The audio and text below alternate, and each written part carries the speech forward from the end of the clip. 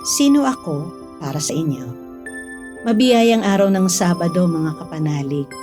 Ngayon po ang dakilang kapistahan ni na San Pedro at San Pablo, mga apostol. Maligayang fiesta po sa lahat ng namimintuho sa dalawang haligi ng ating simbahan.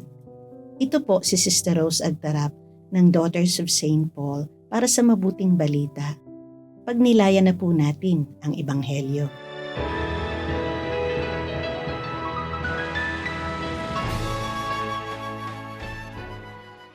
Pumunta si Jesus sa may dakong Cesarea ni Filipo. Tinanong niya ang kanyang mga alagad. Ano ang anak ng tao para sa mga tao? Sino ako para sa kanila? May nagsasabing si Juan Bautista ka. May iba pa nagsasabing si Elias ka o si Jeremias o isa sa mga propeta kaya. Ngunit sino ako para sa inyo? Ikaw ang Mesiyas, ang anak ng Diyos na buhay. Mapalad ka, Simon Barjona. Hindi nga laman at dugo ang nagbunyag nito sa iyo, kundi ang aking amang nasa langit. At ngayon, sinasabi ko sa iyo, ikaw si Pedro, at sa batong ito ko itatayo ang aking iglesia, at hinding-hindi ito madadaig ng kapangyarihan ng kamatayan. Ibibigay ko sa iyo ang mga susi ng kaharian ng langit. Ang itali mo dito sa lupa ay itatali rin sa langit. At ang kalagan mo dito sa lupa ay kakalagan din sa langit.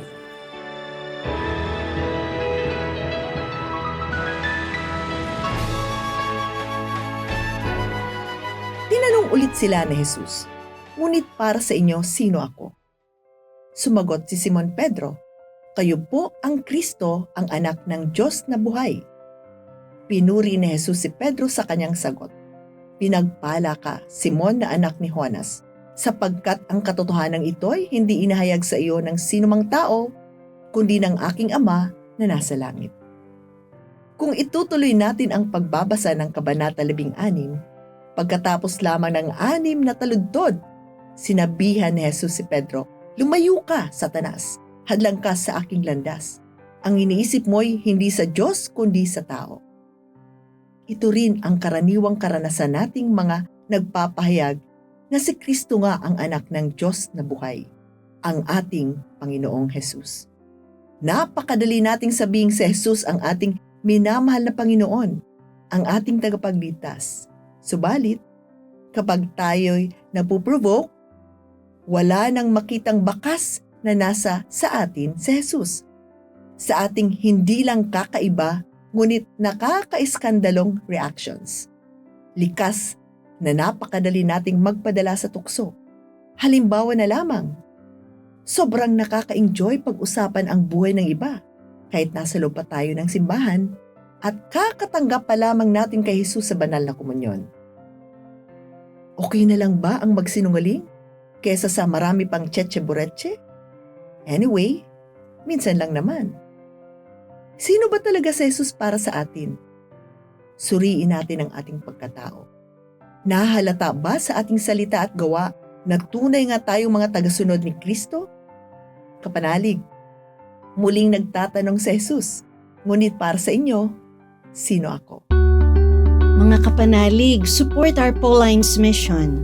Subscribe, like, and follow Paulines on our social media accounts. Donate through our donations channels to help us continue our ministry. Ipadala po ninyo ang inyong mga intensyon at kahilingan at makakaasa kayo na isinasama namin kayo lagi sa aming panalangin araw-araw. Ito pong muli si Sister Rose ng Daughters of St. Paul na nagpapaalala ng bilin ni San Pablo. Magalak kayong lagi sa Panginoon. Ipadama ninyo sa lahat ang inyong kabutihang loob. Huwag kayong mabalisa tungkol sa anumang bagay. Sa halip, hingin ninyo sa Diyos ang lahat ng inyong kailangan sa pamamagitan ng panalangin may pasasalamat.